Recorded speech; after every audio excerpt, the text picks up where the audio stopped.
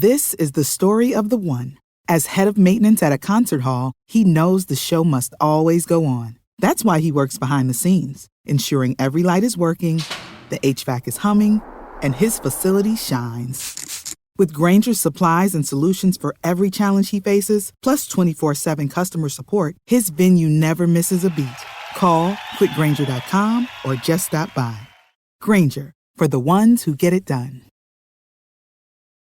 What's the easiest choice you can make? Window instead of middle seat? Picking a vendor who sends a great gift basket? Outsourcing business tasks you hate? What about selling with Shopify? Whether you're selling a little or a lot, Shopify helps you do your thing, however you cha-ching. Shopify is the global commerce platform that helps you sell at every stage of your business. From the launch your online shop stage to the first real-life store stage, all the way to the did we just hit a million orders stage. Shopify's there to help you grow. Whether you're selling scented soap or offering outdoor outfits, Shopify helps you sell. Wherever and whatever you're selling, Shopify's got you covered. Sign up for a $1 per month trial period at shopify.com/try. Go to shopify.com/try now to grow your business, no matter what stage you're in. Shopify.com/try.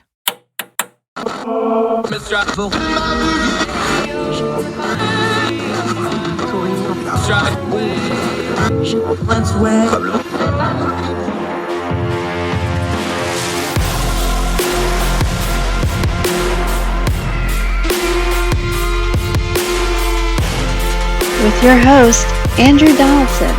This is Heard Tell.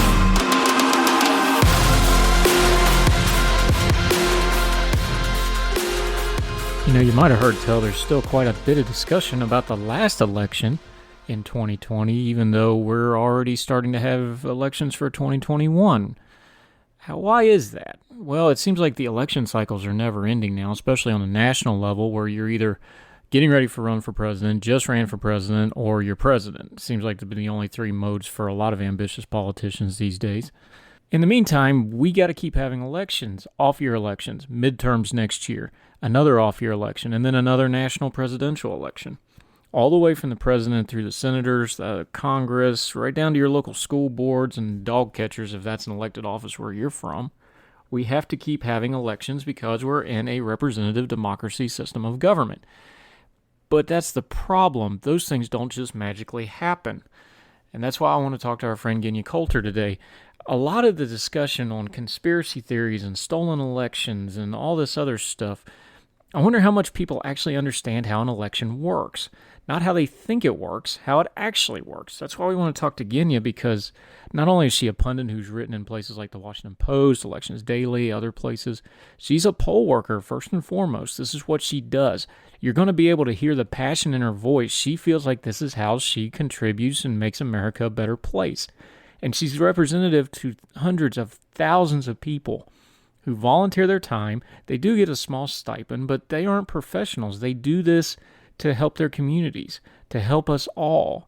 And I wonder if we understand the processes a little better, maybe folks won't get so suckered into every little conspiracy theory when they see a tough box get slid under a table in a 5-second fuzzy video clip.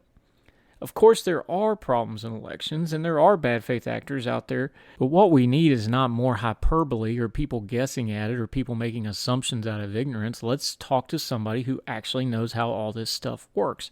What's the difference between a recall and an audit, a forensic audit, that there's different kinds of audits, how it's important of who does those audits and who does the recounts, and most importantly, who's taking care of your vote when you take your sheet or touch screen and go to your polling place to make sure what you put in there winds up on a TV screen later along with millions of other Americans to decide some of the most important things in our country, like initiatives and who our elected leaders are.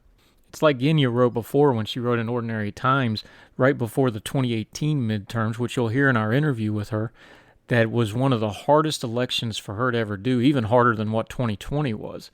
And she wrote, repeat after me, folks, there are no magical ballot fairies. Sadly, magical ballot fairies that wave a magic wand and poof, your ballot is perfectly designed, laid out, printed straight with the proper readable ink, with the correct candidates in the correct order with instructions on how to vote on your ballot, in clear, easy-to-understand language, do not exist. The magical ballot fairies will not personally fly your ballot to you, glittering wings aflutter. End quote. Magical ballot fairies are not real, but our elections are very real, and these are real people behind them that have to do real work that we should have a little bit better understanding of. So let's talk to Genya Coulter, find out the real scoop on what happens in elections, not what social media says happens in elections, so that we can understand this most basic element of a representative democracy. So whatever you've heard tell about elections, now we're going to get some answers from our friend Genya Coulter right after this.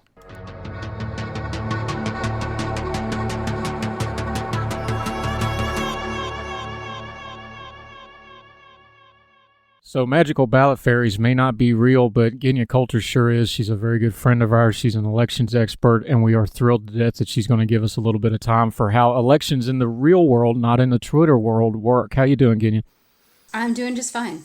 I so appreciate you taking this time. One of the reasons I really wanted to talk to you about all the election news is you're not just a pundit, even though you've written in Washington Post and Elections Daily and these other places. This is what you actually do. You're a poll worker first and foremost. You want to facilitate these elections. So let folks know your background a little bit. The fact that you actually go in, you prepare for these things. Tell people a little bit about what you do to get ready for an election and on election day. All right, so I'm about as close to a professional poll worker as it gets. I've overseen 22 separate elections over the course of 5 years, so I get called pretty frequently. And what I do, I'm generally branch manager or precinct clerk, meaning the buck stops with me. If anything happens or goes wrong, it's my fault.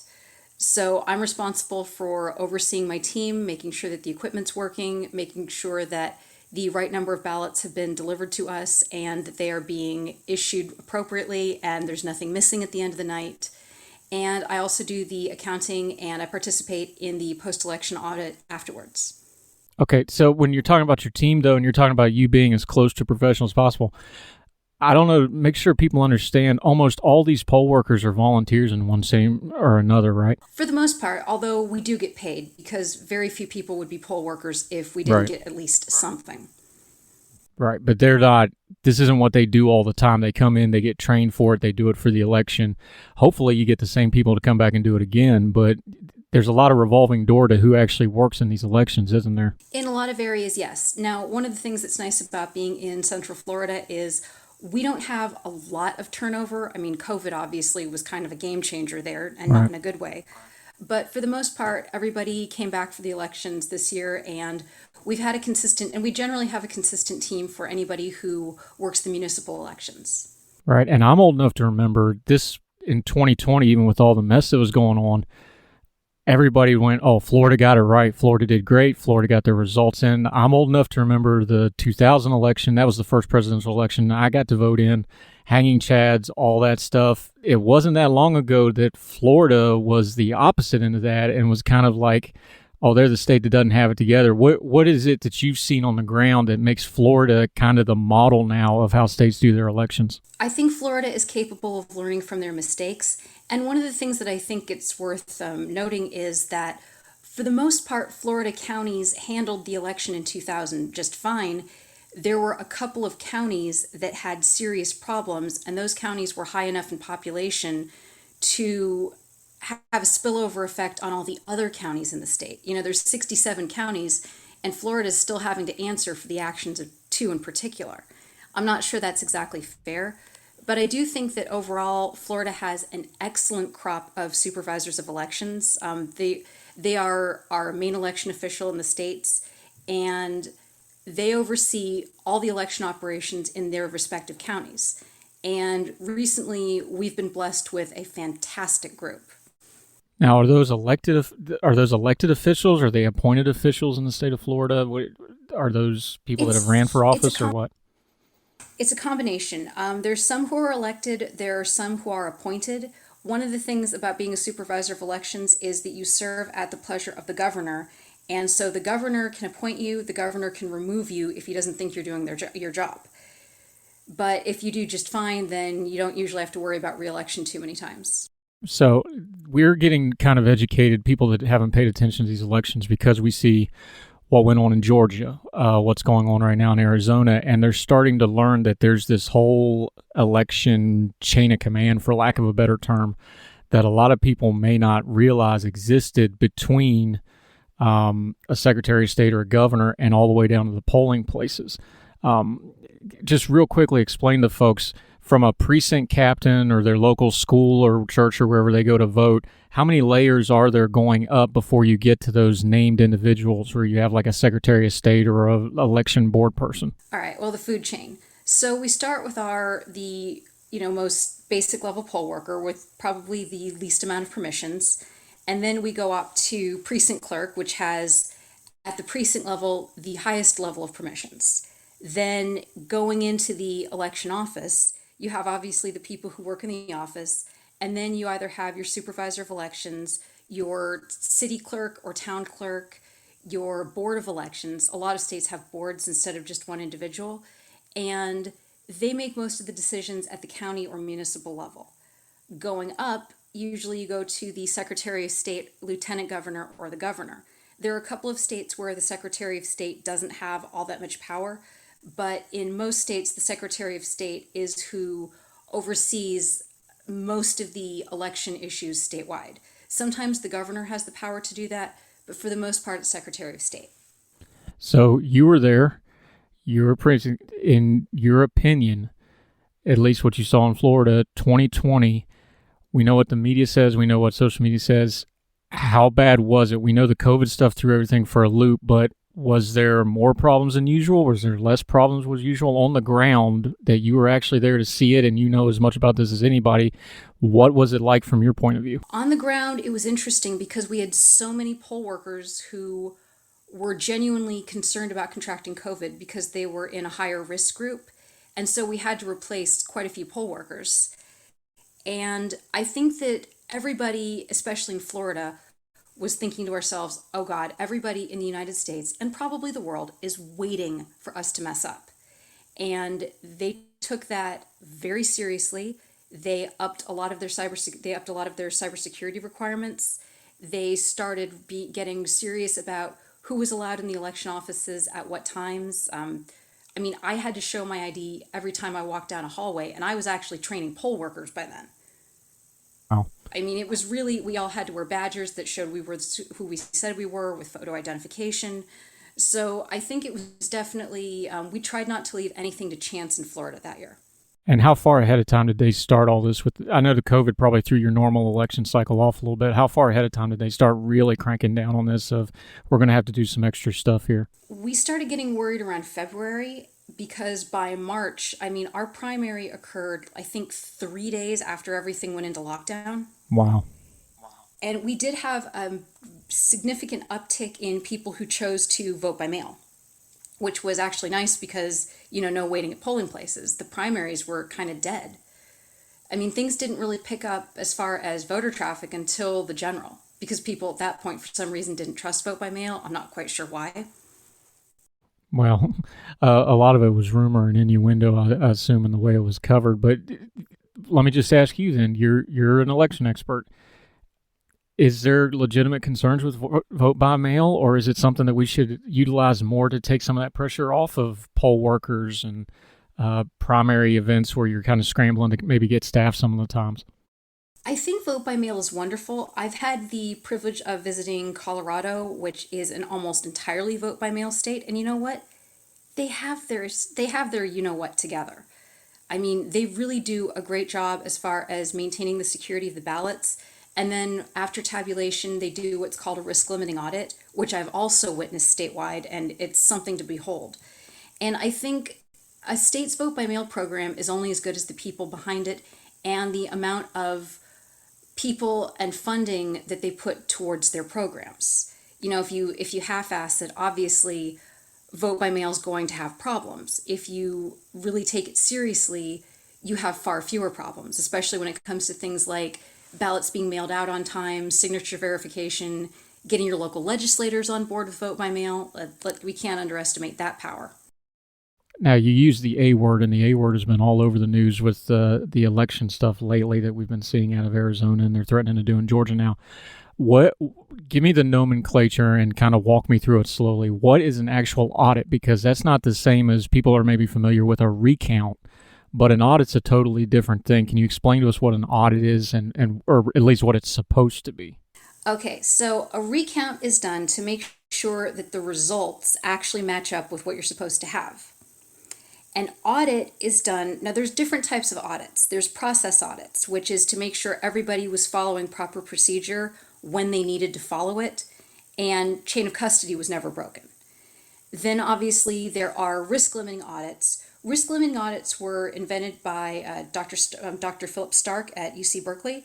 And what risk limiting audits do is they let you know that within a certain percentage, your results were correct without having to go to a full hand recount, which costs a lot of time and required money and, of course, personnel.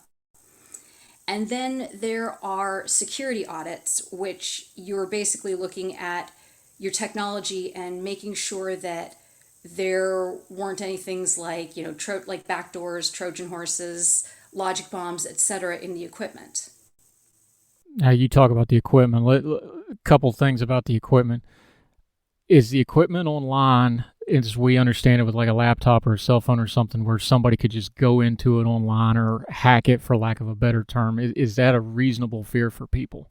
Or is it just the data after the fact that's stored? Because there seems to be a lot of folks that seem to believe that they're just going to hack straight into a machine and change a vote, and there really hasn't been a lot of that we've actually seen in the real world, correct? That's correct. I think with, I always, when people talk about this, I always ask them, can you define a voting machine? Well, please do. What is a voting machine as far as you're concerned?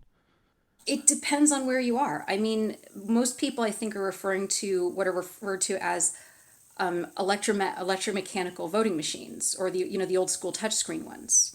Right. Or like a lever voting machine. There's also ballot marking devices, which you press your results on a touch screen and it prints out a paper ballot with a barcode or a QR code that contains the information for the votes.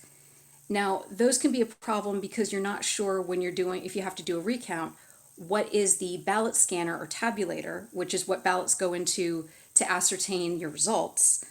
What are they counting? Are they counting the optical character recognition, aka the letters, or are they recognizing what got encoded in the barcode or the QR code?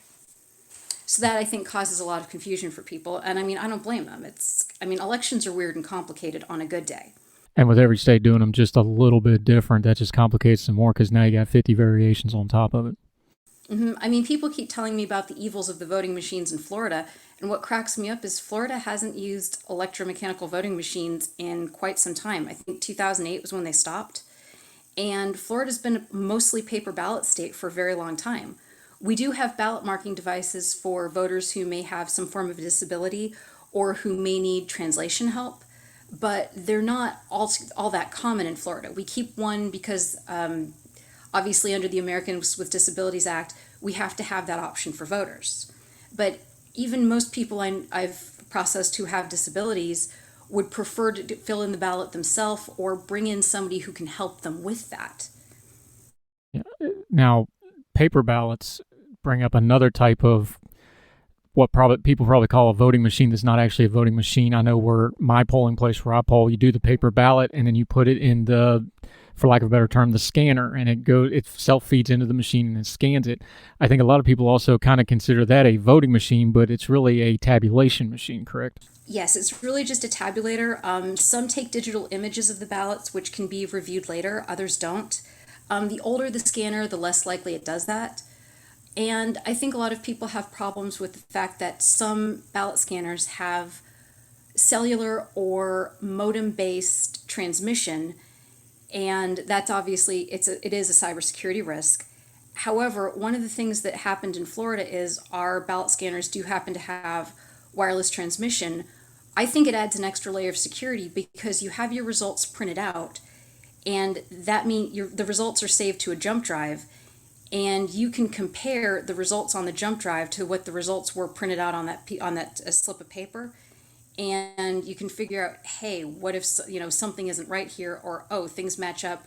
We can proceed to our audits when we're looking at all the precinct paperwork on the next day. Is there when in that process does it hit somebody that, okay, something's wrong here? Because obviously, if you got a busy polling place, it's probably organized chaos on its best day. You've got volunteers, you got people in line, you've got the workers, you've got the supervisors trying to watch it all. When does the process of something might not be right here actually start? Is it at the end of the day when you're doing the checks for the day? Is it later in the process? When would they know if something was not working, like a machine was malfunctioning or something wasn't getting counted right, or just the normal, not even a conspiracy, just the normal, hey, something went wrong because it's the day ending and why? If you're waiting to the end of the day to find that out, you're sleeping on the job. So they're doing it in real time then? I do batch reads literally every 2 hours at a precinct, and that is inviolable. I don't care how busy we are, because if something's wrong, if somebody accidentally got issued 2 ballots, if a provisional ballot, which needs to be manually adjudicated, and if that goes through the scanner, that'll screw up our count. I need to know about that. That happened during early voting in 2020, and I'm still mad about that.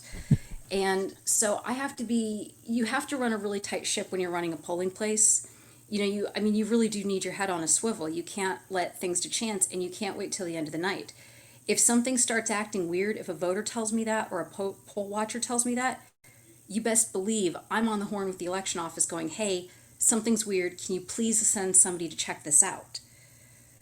It's like things do not have to snowball and become massive catastrophes, but you have to catch them early. How often are they getting caught early? So, because let's say you're probably one of the best poll workers. There's probably some really bad poll workers, and everybody's kind of the medium in between. How often is somebody checking on these things, or is an outside official going, okay, something didn't go right here, so that it doesn't snowball in an average polling place? Well, sometimes one of the things, this is another small cybersecurity risk, but I think it's an acceptable one, is that a lot of election technology talks to headquarters. And sometimes they know if we have a disconnected cord or if the count's not right before we do, which is helpful. And one of the things about poll watchers, it's like, yes, I know I complain about them, but they'll notice if something's not right, and if they're correct about it, they've basically just saved me hours of ripping my hair out. So, although poll watchers can be kind of, they're on, it's like, if you're going to ride my butt, at least pull my hair.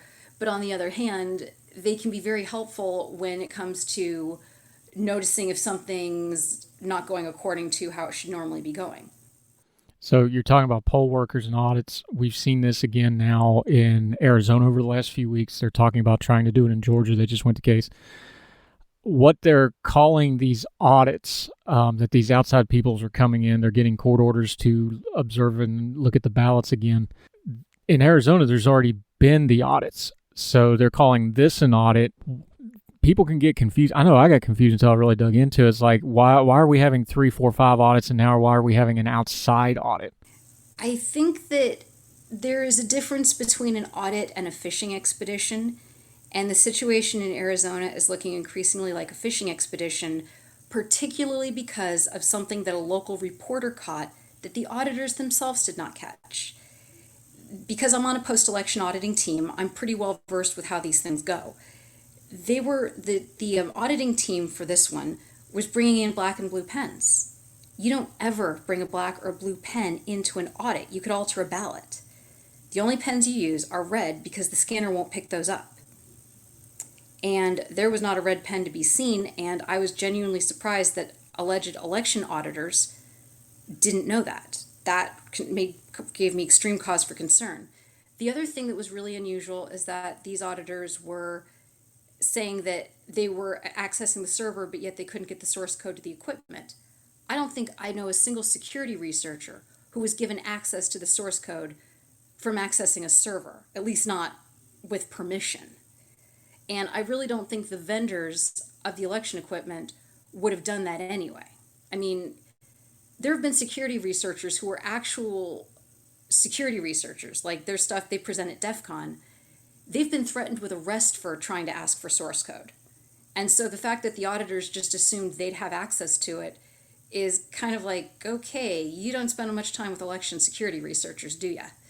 So I mean, I don't want to make fun of people, but when your company's called Cyber Ninjas and you've never done this before, and from following you and other people, I realize, I just learn, like everybody else, how complicated these election issues are, how complicated, and then you put something like cybersecurity, which is its own multi-layered complication thing on top of a complicated thing like elections. Now they're talking about, and you can explain why this is, now Maricopa County is talking about like, hey, every machine they touch, we're just going to have to get rid of it and replace it, and this is going to be a massive headache for us and a massive cost, because once they've dealt with this kind of material, we can't use it anymore. We can't say it's good to go anymore. Is that much of a security problem with these elections?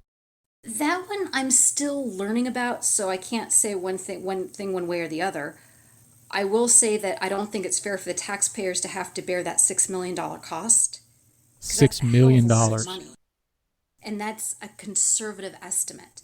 Wow. The other thing is, if they have the source code for those particular machines, does that mean that every election department in the country who uses that vendor would have to get rid of their machines? I'm not sure that's good for business, and I'm not sure that's even necessary. I mean, I think that there needs to be far more transparency between vendors, and I think there needs to be more transparency, especially in the form of the audit that's going on right now. I think a lot of different interests have ulterior motives, and we're still combing through whose motives, which motives are which. Now, what they went to court for in Georgia, folks are saying the big difference there is that they're only going to get copies of the ballots and not the actual ballots. Why is it so much of a big deal to preserve the original ballots and only get them? I know you talked about the blue pen thing and what a disaster that's going to be for forensic audits in Arizona, but why is that so much of a bigger deal? Like, you're only going to get copies, you're not going to get the original ballots, to somebody like you that knows what the auditing kind of stuff does? Well, I think that copying 2.1, oh, that's, I can't even imagine what that's going to cost in paper, especially with a wood pulp shortage. But I think that if citizens wish, if electors in that county wish to inspect the ballots, I think that they should be able to. But I do think that there does need to be some supervision when they're handling an actual record of the election. Because those ballots have to be preserved under federal law for at least 22 months. However, once it's past the 22-month period, maybe it's not a bad idea to have drives with backups of those ballots for people to inspect either in person or online, because storage space is finite and election departments only have so much money, and they can't be keeping ballots from like 7 years ago for somebody to inspect. That's not realistic. What do you think is realistic? Because, like you said, there's the element of the people have a right to know how their elections are being run. The government does have a responsibility to have a secure and safe election and protect people's privacy to a certain extent of their vote. Where do you see that line being? Is it in a after action audit where they can kind of see the stuff? Is it a real time audit? Where do you think the happy medium place is going to be for that? I'd almost rather have people watching us as we're working. Because at least then, I had some poll watchers. I spent more time with them in 2020 than I spent with my kids during some months. And one of the things that, for the most part, they were from the GOP or from the Trump campaign. And one of the things that I did notice is when I explained what we were doing and why we were doing it, they were a lot happier and they didn't get on our case about everything. If you shroud everything in secrecy as it's going on and then have transparency later, you kind of blew your first impression. So I think that there needs to be, I think observers certainly have their place as long as they don't get in the way of operations. But I think that the transparency in the process needs to start much earlier than it currently does.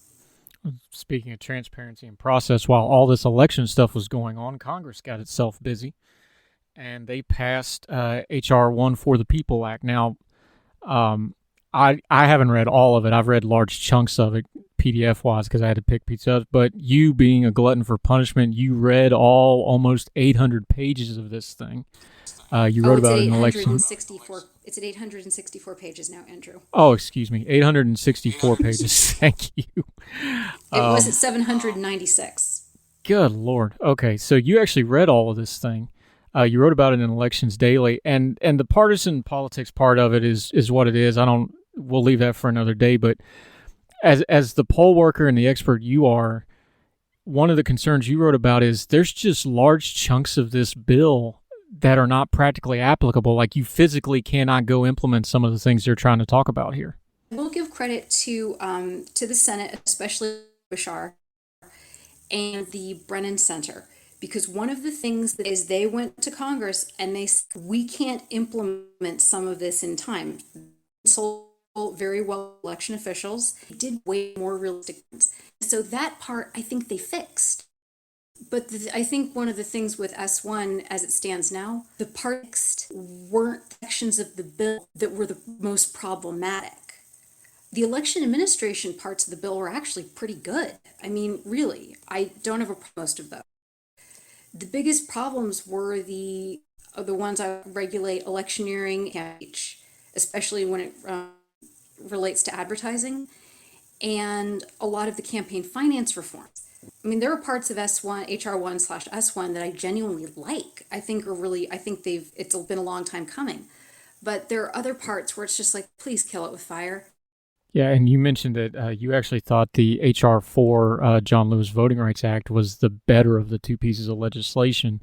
And you seem to be a little bit perturbed that they were trying to package it all together as a kind of an all or nothing thing when there was good points in here and then had some kind of ridiculous stuff that shouldn't have been on them tacked on to the end also. Yes, I think that'd be accurate. I mean, HR4 or the John Lewis Voting Rights Act is a beautifully written piece of legislation. It's very elegant. It's focused. You can actually do something about what it's asking for, and it's not going to cost all that much. And it's not a it's not, anything that's an omnibus. I always think about that one conservative maxim, the solution to government is not more government. All right. When you're talking about focusing elections, where do you see kind of the future? Because there's a big move now. A lot of these state legislatures, Florida's working on legislation, Georgia's working on legislation, that they all of a sudden want to change some of the processes. What are your concerns about people maybe over-legislating some of the election in the name of trying to help? Like Florida, we talked about Florida, seems like they really got it together. Do they really need to be changing a whole lot? Or is there some tweaking on the edges that need to be done? Or are we going to try to chase the needle and make this thing perfect and make it a whole lot worse? All right, I think what you're referring to is Bill SB 90, which does have its good points and bad points. On the good side, it actually codified into law a lot of the changes that we made for 2020 that were originally passed as kind of an emergency waiver type thing. The COVID type stuff. Mm-hmm. And the being able to process vote by mail ballots as soon as logic and accuracy testing has finished, that gave us a leg up as far as getting our results on time. Now, the one thing about SB 90 that it really does make things more difficult for military voters who will now have to renew their vote by mail request every year. And when you're on your tour duty, you've got a lot to worry about. Getting your Yokava ballot really should not be one of them. So I think that's an unnecessary burden on our military voters, of which Florida has a lot of. Right. So that's the one thing I'm going to quibble with. And the other thing is the restrictions on drop boxes and requiring the staffing of them at all hours. One of the things that I learned over the 2020 election is I had to assign a poll worker just to do the ballot drop box. And with all the requests of now you have to check their ID and you have to make sure that they're all in the same household if they're dropping off a ballot for someone else.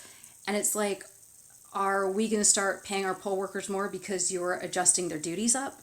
Or is it just going to be, the same as it always has been? And I want to kind of bring this back down to the poll workers again, kind of your happy home place, if you will. It seems to me like we're going to need more and more poll workers, no matter how the legislation stuff goes. So tell folks, if you will, like if they want to get involved with these poll workers, they want to volunteer, they want to do something, even if it's just poll watching, where do they start trying to get into that? Because it can be intimidating to try to deal with something like a board of elections, or we have an election office here in town. You actually got to physically go up to it. Where would people go to kind of get involved with somebody like you of, okay, I want to learn how this works. I want to actually participate in our democratic process here. Okay, so for poll watchers, in a lot of places, you have to be a registered member of a political party or a campaign work staffer for a recognized candidate. So if you want to be a poll watcher or an observer, your best bet is to contact your local political party and find out what you need to do to be able to do that. Now, for being a poll worker, one of the things I like about a lot of states with their Department of Motor Vehicles, if you're renewing your driver's license, you can actually check a box saying, yes, you're interested in becoming a poll worker. Oh, really? And most places, if you register to vote, you can check a box that says that as well, and they'll generally contact you, usually by mail. There's a couple of organizations like the Poll Hero Project.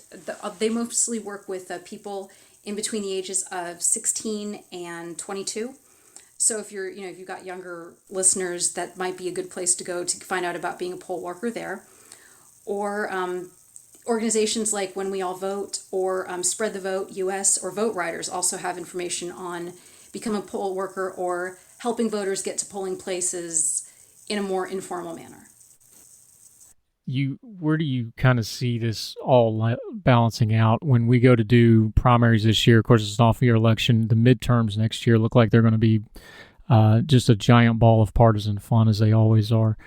Do you see this as being kind of a turning point where folks, I know we got the noise of Arizona and Georgia. Do you think folks will maybe turn a corner and start paying a little more attention to how these things work? Or do you think we're still climbing the hill of getting some recognition and some of the transparency you talked about that you think we need to have in elections so that those good faith people who do get it explained to them and they're good on it and they're happy with it, we have more and more folks like that it's not like they just see a scary box going under a table and they all freak out. Do you think we're getting closer to better, or do you think we still got a hill to climb on that? Well, I think we have improved leaps and bounds even from 2016 or 2018. I always joke that 2018 stripped me of the fear of death and God. It was just, 2018 was a madhouse. 2020 was actually a piece of cake by comparison.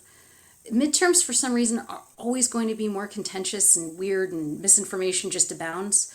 So I think that 2022 is going to be a barrel of monkeys. I mean, I can't really put it much differently than that. There are going to be fingers pointed. There's going to be accusations. There's going to be misinformation from everybody. And I'm just going to be on Twitter trying to, put a rest to the rumors as best I can. I mean, I'm only one ballot fairy. But there's plenty of local election officials and nonpartisan voting and election integrity organizations that put out information on Twitter as well. So kind of in on a happy play. Why do you do this? Why do you read 860-page legislative things? Why do you spend hours and hours and hours in an empty polling place in a primary and nobody's coming? What is it that excites you so much about elections? That's a really good question. I think some of it is just, I feel like I'm needed, and I like trying to make my country better. Yeah, that's why I do it. I just want to make America a better place. Yeah, I admire folks like you. The person that runs my polling place has been the same older lady for years and years and years now. She's just a treasure. But I get that, and I kind of think a lot of people, if they would get a little bit involved, even if it's not in poll worker, if it's just something like that, I think a sense of ownership and being involved would probably be something that we're missing in a lot of this back and forth arguing we're doing. So I greatly appreciate you doing the poll working and all the things you do. And more than anything else, I'm glad you explained it to people like me who don't know how all this works, but I'd really like to know, because I probably should have already known to start with. Oh, I was a born election splainer, I guess. I mean, I was a housewife for a really long time, and elections were something that kind of got me out of a really dark period in my life, and it gave me a purpose, and I hope I can convey that purpose to other people.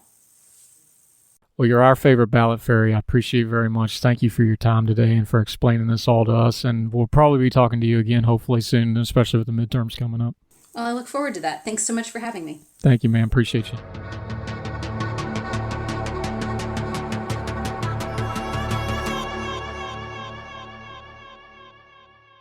You know, elections are a lot like other things. We kind of take it for granted how these things work. We want to talk about the presidents and the senators and congressmen and even maybe our local officials and how much our vote counts, but we kind of forget about the fact that there's this whole process and hundreds of thousands of people involved making sure that that actually happens. You know, in transportation, they call it the last mile. That's how, like, you get stuff from Amazon or another delivery company from their place where they ship it to your front door. The last mile is always the hardest part. Well, in politics, the last mile really is the election process. How do you get those things from your head and your heart and your passion and your feelings and your principles, and you want to act on them by voting? How do you get those onto a page or a screen, get them tabulated, and then in a couple hours or the next day it shows up on a TV screen as an election result? Hopefully today, listening to Genya, you get an understanding of the people behind the process, how people like her, you could hear the passion in her voice, really care about this stuff, and try to have a perspective that these people that do things like poll workers and election officials, there may be some bad actors once in a while, but for the most part, they're just people like you trying to do their small part for our country. We need to show these people quite a bit of respect. You got to have a little bit of humility sometimes to these things, especially something like a poll worker where you may not understand everything they're dealing with that day. You got to understand, folks, what they're doing there really is holding up our country and our democratic republic and our representative democracy. And it's doing a lot more to save the country and maintain our society and all the things that we think is great about America than just about anything you're putting on social media. A little more humility, a little more knowledge, and a little more appreciation never hurt anybody. It just might make things a whole lot better for us.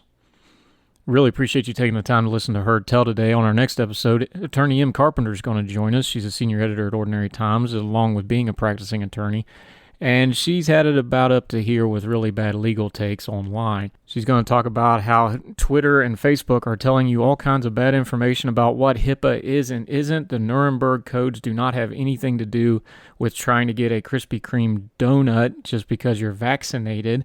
Yelling fire in a theater and all kinds of other good legal takes that are probably wrong and you need to learn different on. In the meantime, however you're listening to this podcast and whatever service you're streaming it off of, make sure to like and subscribe to it. And we'd sure appreciate if you'd share it with others if you liked it. Make sure you support Genya. You'll find her on Twitter at ElectionBabe. You can find her writing in electionsdaily.com, Ordinary Times, and also the Washington Post. We'll have all those links in the show notes for you. Make sure to follow and support her. Most importantly, wherever you and yours are, whether you're around the world or across the street, we so appreciate you listening. Thank you very much, and looking forward to talking to you again. Y'all take care. All the music on Her Tell is provided under a Creative Content license from monstercat.com. This is the story of the one. As head of maintenance at a concert hall, he knows the show must always go on. That's why he works behind the scenes, ensuring every light is working, the HVAC is humming, and his facility shines. With Grainger's supplies and solutions for every challenge he faces, plus 24/7 customer support, his venue never misses a beat. Call quickgrainger.com or just stop by. Grainger, for the ones who get it done.